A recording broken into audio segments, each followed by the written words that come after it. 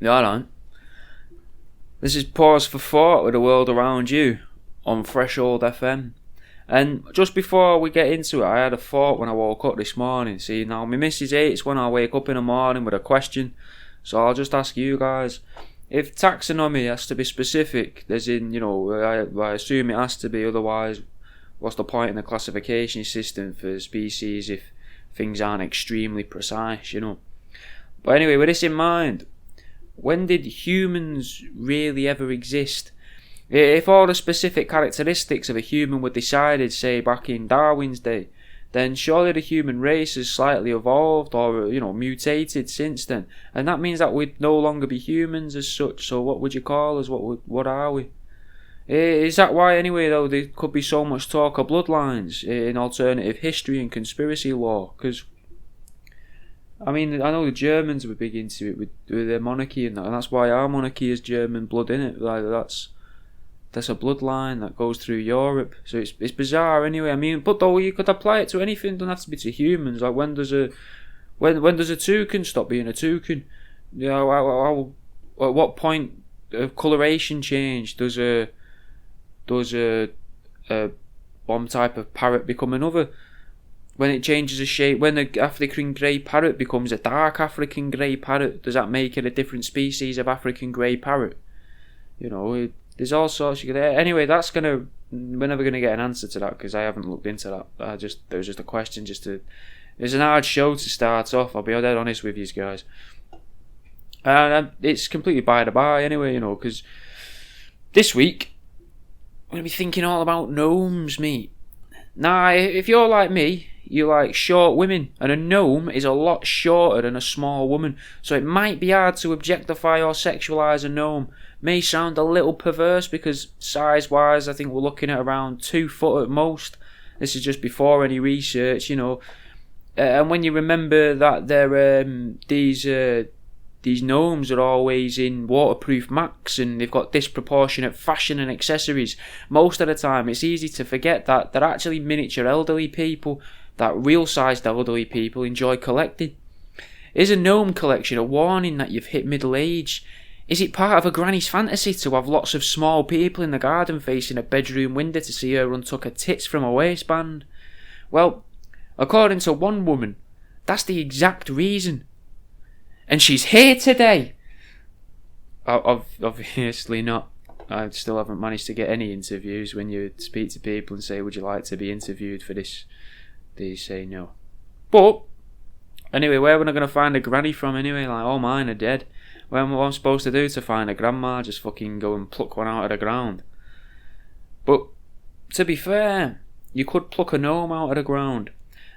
A species of mythological creature said to dwell under the surface of the earth with over 500 years of written records of them, starting with what's widely accepted as the first mention of the word gnome.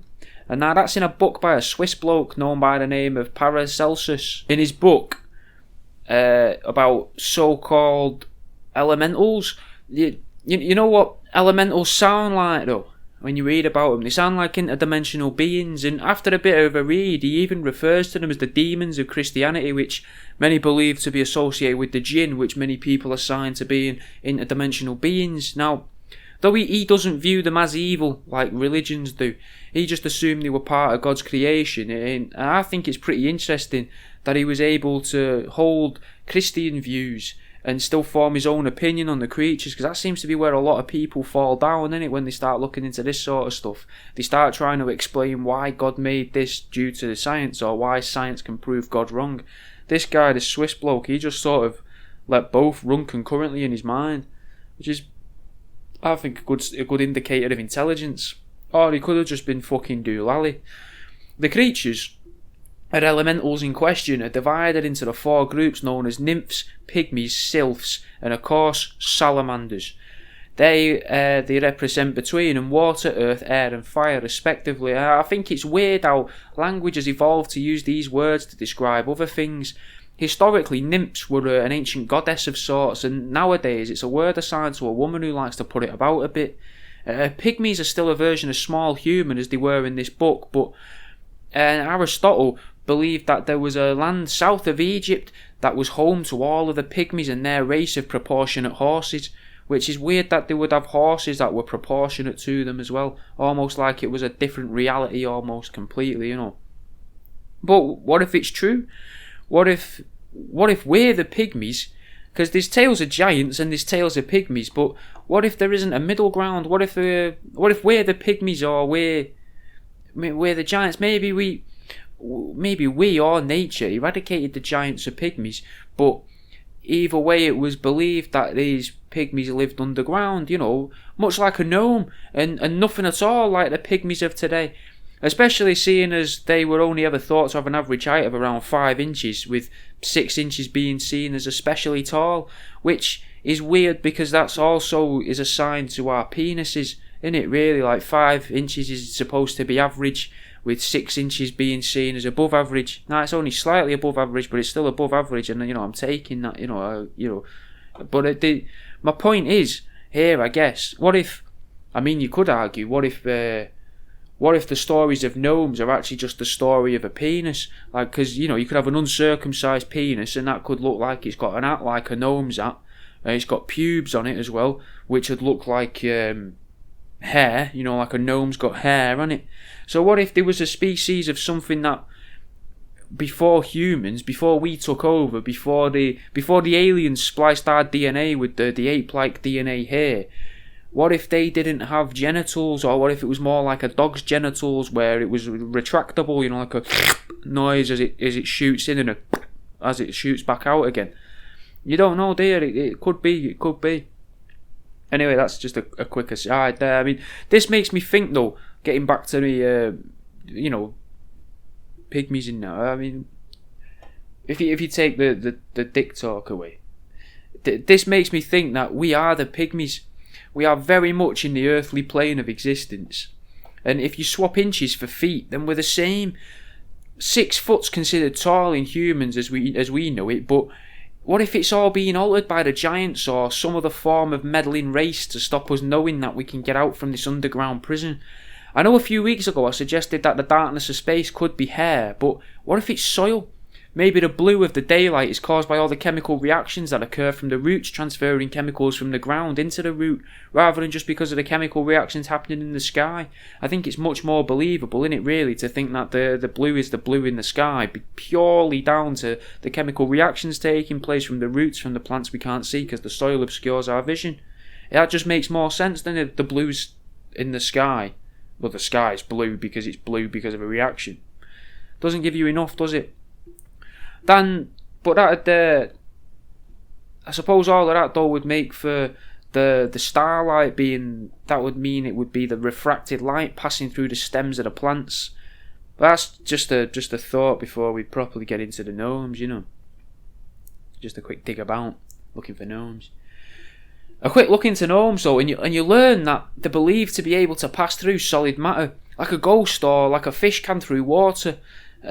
What if this is why there are tales of rock faces that are actually doorways that lead to empty rooms? Now inside these empty rooms, I'm saying empty rooms, they're near enough empty rooms, but supposedly there's these doorways you can pass through in mountains where you go through it and then you can see these black diamonds, and inside those black diamonds are the universes, like our universes and other universes, and it's just inside some form of laboratory, according to people that give talks on the internet anyway. I remember listening to some talks by a lady called Linda Moulton, and I'm sure she detailed a lot of cases of people attempting to find these doorways and attempting to change their frequency, as I think she called it. And I think she said it was possible through research and meditation at the spots where these doorways are supposed to appear, that you can go through them if you follow these steps. Going back to them changing the words to hide the truth though, they used to assign salamanders the fire ability, but what about dragons, believed by many to be able to breathe fire? Though I think it's more likely that they had the ability to shoot a type of venom of sorts. Being from a massive creature, surely the effects of such venom or stomach acid would be catastrophic to whatever it hit, except for maybe some form of massive mongoose. I guess because like mongoose or mongoose. A mongoose would fight a cobra and possibly win. Imagine if that's what dogs actually are, mate. a derivative of the giant mongoose that protected us from the giant sulphur-spitting flying salamanders, gifted to us by the aliens who created us or altered our DNA. What if aliens don't exist? What if they're actually the equivalent of elves from Tolkien's stories? There was supposed to be many races of elves, and Gnomes was just one of these elven races, according to Tolkien lore. Now, I'm not saying Tolkien's stories are true, but they are very detailed, and either Tolkien was a severely mentally ill man, or he had some form of idea about something.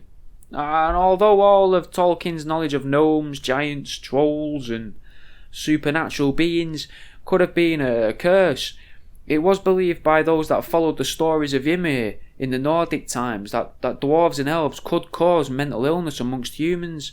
What if that's what truly causes mental illness though? It's almost immediately more believable than it being caused by naturally occurring defects that are all becoming more apparent and debilitating to the populations all around the world. I always think you have to question something, innit? If you're constantly being told about it, like every day, constantly, every TV show, every news report, everything is always telling you about something. You got to question it, haven't you? Like, why would they keep saying that unless it's not true and they just need you to believe it? And it's what's been pushed on us over the past few years, isn't it? Like adverts, films, TV shows. And what if it's all misinformation? Seeing as these beings are supposed to be supernatural, maybe there's an element of belief needed in them for them to be able to take effect. But maybe you don't need to believe that the gnome's a gnome. Maybe you just have to believe that the gnome... Well, maybe you just have to believe in the effects the gnome can have. I don't know. Like I said before, guys, I'm not a scientist, innit? I can only find what I can find and then tell yous. Yous have to put it together yourselves, I guess. Whereas the powers that be, they probably don't want people to know that they could be cured of their ailments by appeasing these supernatural beings, like leaving a tribute under a tree or something. Maybe that's why there's big corporations in existence that cater for a lot of the pharmaceutical industry and for the media. Maybe these corporations have a lot of crossover, why wouldn't they? Maybe it all ties into my thoughts about Catholicism, about priests harvesting naturally occurring bad energy to give it to a bishop, who in turn gives it to a cardinal, who gives it to the Pope, who feeds this energy into the abyss, or the doorway, leaves it at the doorway of these ethereal beings, or some form of payment to a certain realm or a different mythological being or an interdimensional being or an alien. It could be anything, couldn't it? Perhaps that's why we stockpile gold though. Like at this point, I'm assuming that we all know the Anunnaki wanted gold. Well, that's a given now, isn't it? We've gone into that enough briefly for you to know that's something. But what if it's collected by people like the American federal government and it's gifted to a race of supernatural beings? So you could have the Catholics giving negative energy, people's guilt, remorse, shame. Catholics love a bit of shame. Giving that to this ethereal being, the jinn or whatever. They lap that up like the fucking hyenas in The Lion King. But then you could have people like the federal American government. They collect gold, don't they? And are they gifting that to a race of supernatural beings? After all, it's one of the most conductive elements that we're aware of, so maybe these supernatural beings want to create some weaponry from it or their godly technologies. But if everyone knew that they could offer gold or their bad energy directly to these interdimensional beings, it'd be chaos, because everyone would have powers, wouldn't they? Everyone would have power over people or money or whatever they wanted. The wishes had come true because they were doing what the supernatural beings wanted them to do. So if you release a film, say in the 1930s, all about 7 dwarfs, this could start to change people's opinions of the supernatural beings. And it gets weirder though, because the first garden gnomes, as they're called, seem to have appeared around the 1930s and all. Almost like the two were tied together. The stories of dwarfs and gnomes have a lot of ties to Germany and Germanic-speaking countries, and where it gets super weird is that another thing that ties all of these things together, well, a couple of things really that tie all these things together, but sort of the opposite ends of the same bow almost, let's imagine. Disney and the Nazis, basically. Disney released Snow White and the 7 Dwarfs whilst they allegedly held the Nazis' hands at times. Now, I can make a little bit more sense. On the left hand of Hitler were Michael the Mouse, whilst on the right hand was the Christians. The Pope was in bed with Hitler, probably literally, because we all know what priests are like, so why wouldn't the super mecha priest want to fuck Hitler? You know, I won't put it past him. It's possible, but, you know, it's not based in fact, like the rest of the show. Whereas the campaign of the Christianity to destroy culture around the world is well documented, isn't it? There are people that believe that gnomes and dwarfs were never actually small people like the African pygmies believed in by Paracelsus. Some believe that it was just that they were lowly beings. Although extremely powerful in the sense of responsibility and skill, they were supposedly near the bottom of the supernatural hierarchy, so when referred to as small, it seems to relate to their social standing amongst the supernatural beings as compared to them being, you know, small in stature, diminutive, as Bugs Bunny would say.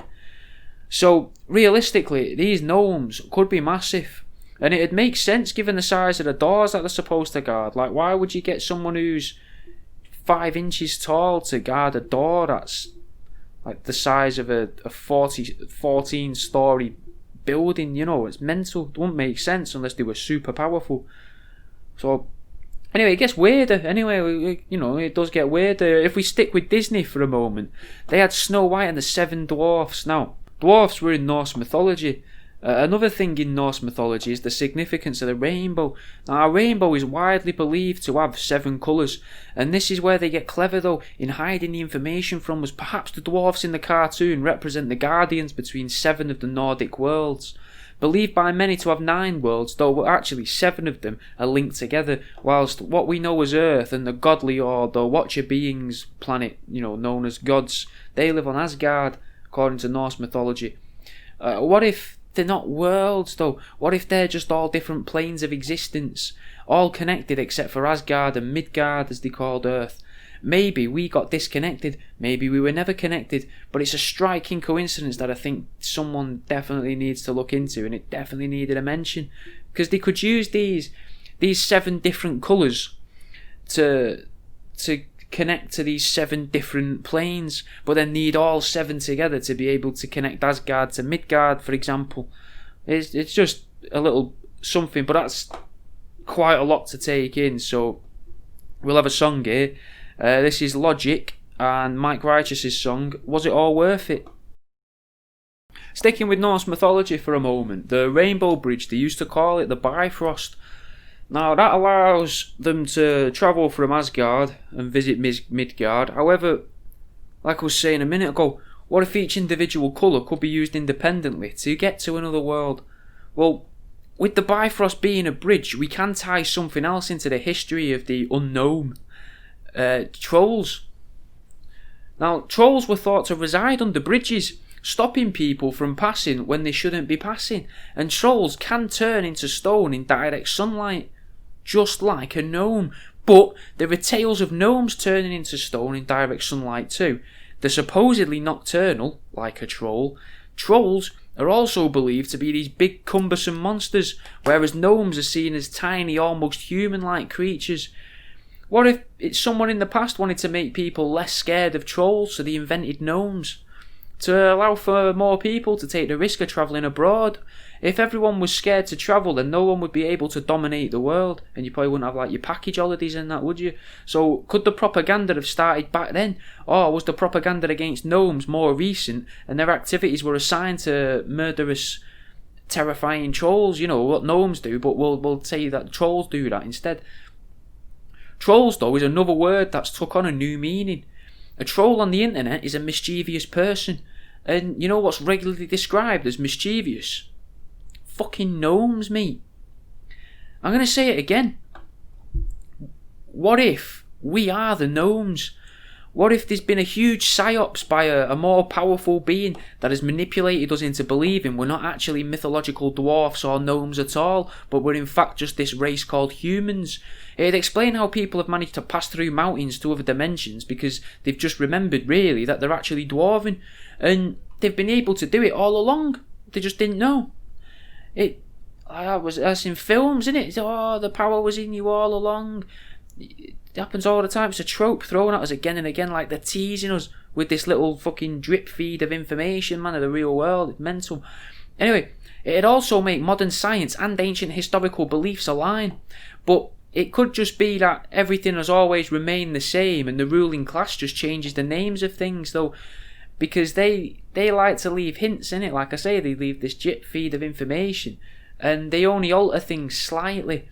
It just so happens that naming things, though, that's got a name as well. Nomenclature, or nomenclature, Nomenclature, means naming things, innit? Nomenclature, I think it is. I ain't got a fucking clue. But either way, the name of that itself is suspect to me, mate. Especially when you compare it to, you know, what the nomenclature is actually being used for in this sense. And it's being used for, you know, the eradication of gnome in culture. Fucking... Those of you that can't see the video, I'm tapping the side of my forehead, mate. Just start thinking, innit? Think about it all. Now, earlier, when I mentioned mental diseases, I didn't really touch it. Some people used to believe that the race of dwarves were to blame for mental diseases. Now, if we're the actual dwarfs of mythology, then that would mean that modern science is correct too. Our own brains would be responsible for the ailments within our own minds.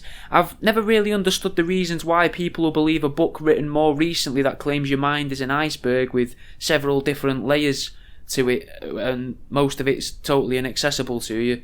I don't get how that's more believable than saying the mythological gnomes caused the illness in your brain. I don't get why you can how you pick and choose, but how is it believable that there are chemicals and electricity within our brain that makes things happen in there? A few hundred years ago, electricity wasn't even really known about. You could say it didn't exist, or so we're told. So we never would have said it was the electricity in our brains that make us alive. We would have said it was the ghosts or the demons or God. You know, we pretend that we know stuff, but we don't. We just assign whatever's in modern culture to facts or whatever's actually happening and go, oh yeah, that's explained by this, electricity. Electricity does it all. Mental. Now, I'm not saying, and you know, if you're suffering with a mental illness or mental disease, this isn't, you know, it's not a dig at you. I'm not saying it don't exist. I'm just suggesting that we still don't have a clue what they are. And because of the nature of science, and by that I mean how it has to build on previously acquired knowledge and also immediately accept the previous findings.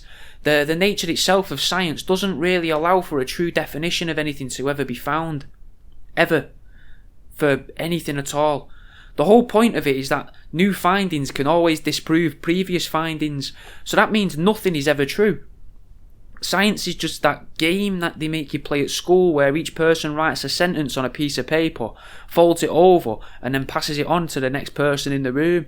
It's got to be read out at the end whether it makes sense or not, innit? And that's all that science and history is, really. Electricity is one of the most prevailing things in the modern world. The English language might not be everywhere, but in some way or form, electricity is. Whether it's in a battery and a GPS, it's steaming through the pylons, you know, to recharge all the bird drones, or firing from the sky to burn down rainforests. It's everywhere. We just call it electricity, and we use whatever that is to transfer or direct the information around the world. But what if we can do all of this anyway? What if electricity is the invisible wall that stops us from going down the alleyway of the supernatural in the game of life? We're all seeing loads of reports and research on the internet at the moment about applying something called quote-unquote forced helplessness, the concept that we can be worn down enough without any real efforts being made just to mess with us enough to make us believe that we're totally helpless, to stop us from trying to do better. Well, if you apply that same concept to the whole world, it's got to apply to the use of electricity as well. Electricity can be used to restart the pulmonary gland in the heart, or literally bringing people back to life, giving life. It can cause forest fires, like I say. But that in itself, that brings life and rejuvenation to the land. A forest needs a woods, needs to burn down in order to grow again and grow bigger and better. It's just all down to how it's perceived, isn't it? Electricity is currently used to alter perception through the means of technology. Technology that shows us alternative worlds, it shares news, it makes music, it shows us porn. As if it's being made out to look like it's important. Like it's really important, but only for what it's deemed useful for. But what if in reality it can be used to do literally anything? What if that is what the life force of the universe is, and some mad cunts just decided to bottle it up? What if it's already there, just in the air, electricity, I mean, if it is the universal life force, if it's just around us, floating in the air, and it's able to do anything we want it to, but some clever fucker worked out that they can convince us that it's for something else entirely, so we'll never even think to use it for these other means of what would be considered supernatural. Only, they'll only ever show it you as it being something that's useful for a particular practice, rather than it being capable of doing literally anything. Like, why can certain chemicals stored in a metal sausage give out electricity? How does that make sense? Why aren't we all terrified by the fact that static shocks can be dished out just by walking around fucking TK Maxx? We aren't scared because we know it's not going to hurt us. Only the mains electricity will hurt us. But why is that?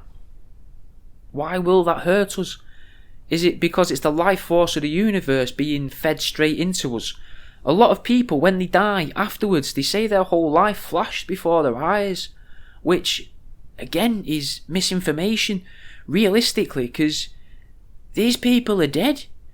So, where is this information coming from about it flashing before your eyes? How can we even know that electricity causes that to happen? Because if you're dead, you can't tell someone about this, innit? It almost feels wrong to say it is information at all. It's just outright lying. And lying seems like a pretty mischievous thing to do. And you know who's mischievous? Gnomes. So, it does all tie together. Now, I mean, they had the hats, they had the weird costumes. Were the Nazis actually gnomes? Or a group of different species of, multiple species of elves that banded together to destroy the world, or to try and wipe out the humans with the help of the Catholics? It's a possibility, innit? Or was the Catholics using them to do this? Was they really the puppeteers of it all? Maybe the idea from Scientology can come into play here, though. What if the soul-like life forces referred to in Scientology aren't actually from imprisoned intergalactic prisoners, though? What if they'd been previously imprisoned by whatever humans actually are, locked away in the seas and volcanoes? Because passing through the seas would be no trouble for the nymphs, and the volcanoes could be controlled by the salamanders of old. Not to mention, a volcano is literally just a doorway to the inner earth, and if the gnomes live under the ground, then they would need a door, potentially, or at least some way of getting in and out, even though they can pass through the ground. But why wouldn't they have an actual door?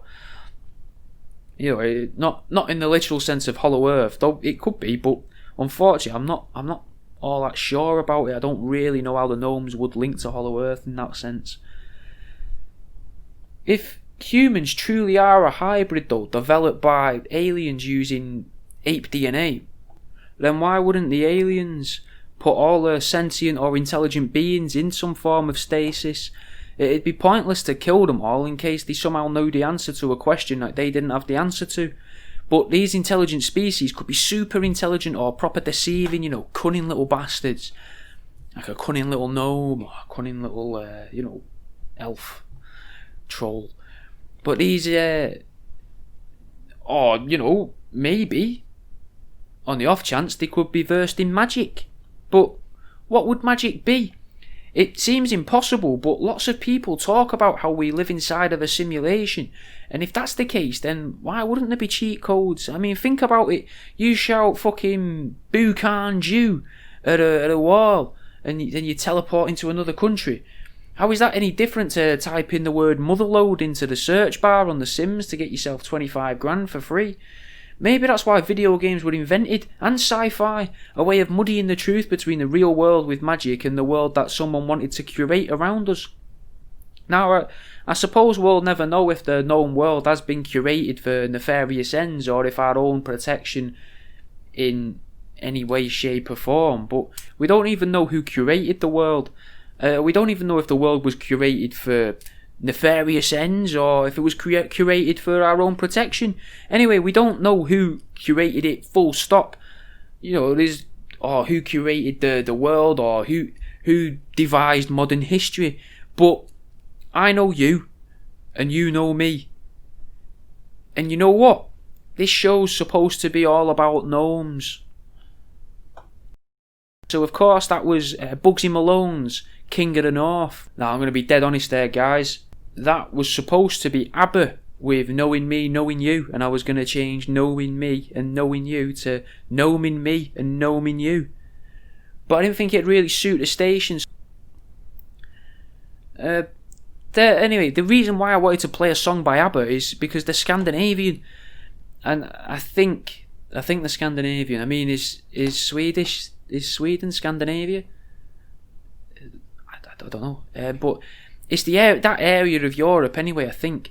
So that means there's a good chance that the members of ABBA believed in the NICE, or the NIS, the NISSE, which is, well, also there you got a double S in there, from Europe.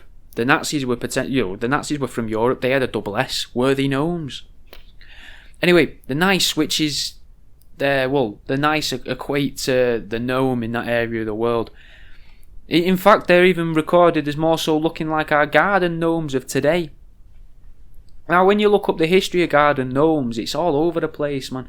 People assigning qualities to a fucking piece of dried painted clay, like it means something, It's very difficult to pick out the truth, but some people say they're a good luck symbol, whereas historically others deem the gnomes as naughty and a hindrance. Farmers, apparently, used to believe that having a gnome in the barn, a fake gnome that is, it would protect their crops and even possibly allow for a bigger harvest that year. Now, I've been trying to work out why. What if there's a darker history to ceramic garden gnomes? We already know that if they're hit with direct sunlight, they get turned to stone. So how do we know that the leaders of the world, or the ceramicists of Central Europe, how do we know that they weren't farming gnomes? If they used electricity to imprison us within our own minds, how could you say that they didn't fathom a way to imprison the gnomes? They attract them all to a certain area using a frequency, or even the mystical unknown use that electricity is naturally good for. Maybe it can be used to imprison living creatures. Farmers throughout the world may know about it, unable to teach us though, so they trap their sheep in fields, surrounding them with electric fences. Many people call humans sheep, or sheeple, so it's not a huge jump to say that farmers are trying to tell us common folk that we are imprisoned by electricity. After all, if anyone would know of gnomes, it'd be a farmer, wouldn't it? They're attuned to nature, they work late nights and early mornings. It's a toss-up between farmers and prostitutes, really, innit? Maybe the odd dogger and all might have a story to tell you about the gnoming days, but I've found doggers tend to be quite a secretive bunch and pretty weird, so I imagine telling people that they saw a gnome appear from the ground wouldn't really be in their best interests. Then again though, I suppose people would expect a dogger to detail about the time they saw a little fella stand up in a forest, especially when they say it had a hat on with white hair poking out from underneath it. But, they're a dogger. Fucking hell. Anyway, the ceramic gnomes, yeah. Ceramic gnomes.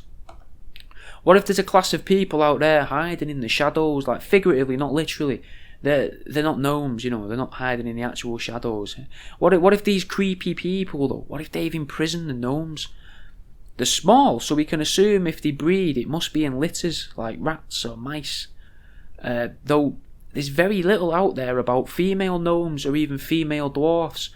Now, to be fair, you could argue Smurfs are a bit like gnomes, and I think they had Smurfette. And we've all heard that song where Smurfette's asking Papa Smurf if she can lick his arse. So it's fair to assume that the female dwarfs are slutty. But there's very little written about them. Very, very little. And I think is it Gargamon? Is that the name of the guy in the Smurfs, the evil guy? He probably does want to shag that miniature Smurf as well. And, power to him. but I hope that the Smurfette is into it. I hope she wants to take part. You know, it might be terrifying for her to have the cat there watching as well, because I imagine the cat would want to eat the Smurf. But if she plays her cards right, Gargamon could be eating her for the night. Who knows? But anyway, getting back to the breeding gnomes, could it be that gnomes breed like colony-forming insects though, like bees and ants? Is that why there was only Smurfette in the Smurfs? Was Smurfette Queen Smurf? Like the queen bee of Smurfs, the queen ant, you know, the could there be some oversized BBG, you know, that's big beautiful gnomes living deep underground or in an artificially induced dark environment on a European farm somewhere in Europe? It's hard to pin it down, I guess, but is this big mother gnome, the OG, the original gnome herself, pumping out gnome egg after gnome egg? Though I believe that the earth-dwelling pygmy races like dwarfs and gnomes would more than likely be live bearers like cats or humans rather than being formed in eggs. Though, if they were formed in eggs, it would explain why they're always seen with tools. Now, maybe we farm the gnomes and they're born with tools attached to their hands, in the same way that when you hatch out a chicken or a duck's a better example.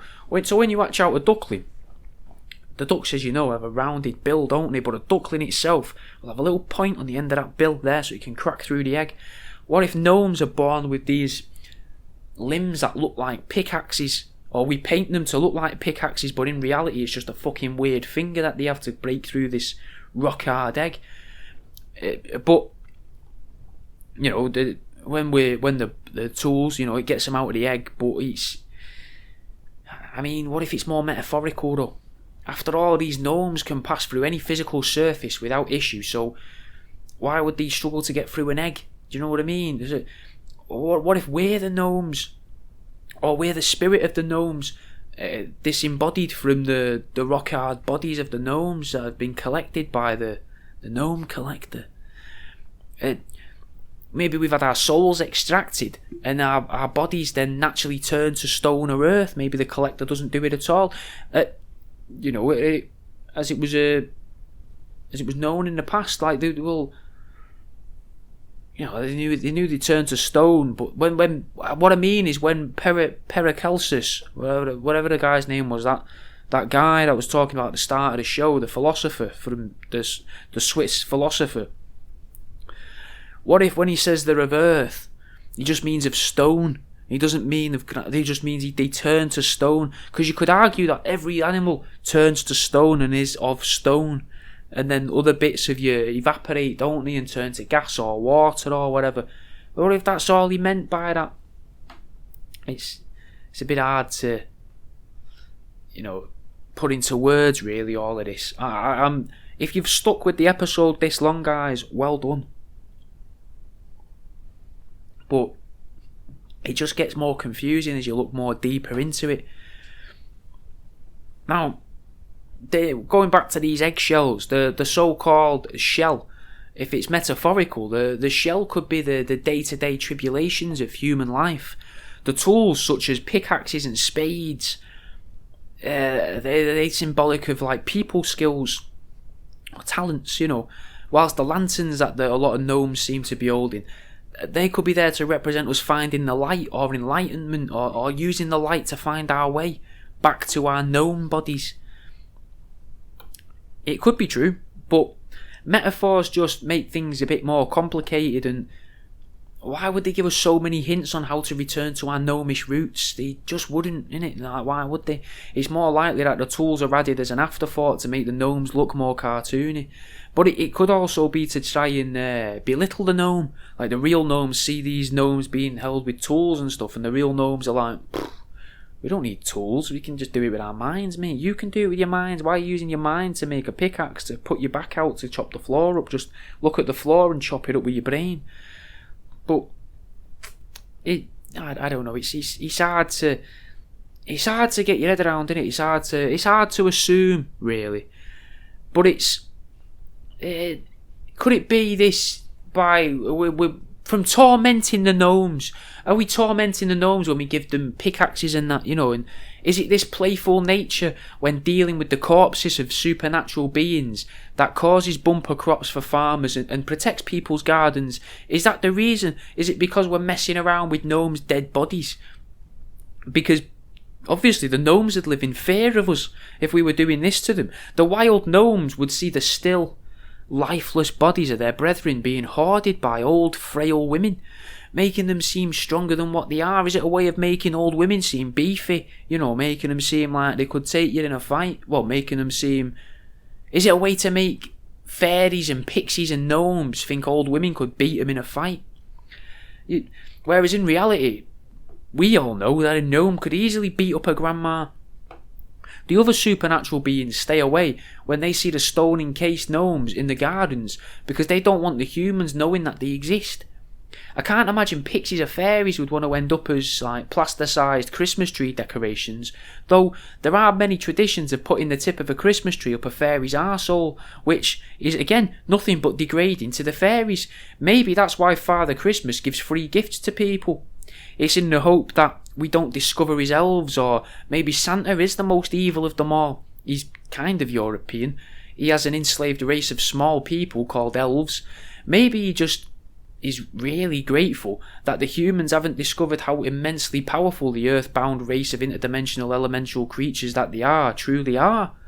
So he throws wooden trains at kids in the hopes that they'll ignore the gnomes. Though a lot of people assign the elemental creatures that Paracelsus wrote about as living in wooded areas and forests, even in the mountainous areas. And as I say, St. Nicholas is always depicted as providing wooden toys. So what if Santa himself is actually fighting a war against the other supernatural beings? Like, Santa's a big guy as well, with long white hair and all normally. You know what else has those features? Tall whites, fucking Nordic aliens. Perhaps the Venetian race of aliens, from Venice, like Val Valiant Thor and his guys, maybe they got the name Nordic because they first landed or appeared in that area of Europe. They discovered all of these other supernatural beings and decided that rather than maintaining the balance of our world, they would instead try to tip the scales in their favour by enslaving or farming these different races, because many would argue we're enslaved, so why do we stop at the aliens have enslaved us? Why don't we think the aliens have enslaved the pixies, the trolls, the ogres, the fucking ghosts and everything else, Or just... maybe they didn't enslave us or farm the fucking supernatural beings. Maybe they just rewrote all of human history to completely disregard them all. Anyway, as you can tell by my stutterings, I'm getting a bit wound up here and I've lost myself on my script, so we'll have a song. This is another song that I've played a few from this album now, I think, so far, and this is off his EP that he released recently. It's off Classified's new EP, and it's Pills and Blankets. Well, I suppose you're wondering, how did you get to Santa? How do aliens fit into all of this? How did you have the nerve to say this episode was going to be all about gnomes? Well, I don't know what you actually want to know because unfortunately this is a pre-recorded show, but here's this week's Here's How. Guys, I think that's probably going to be around about the end of the show. You've been listening to Pause for Thought.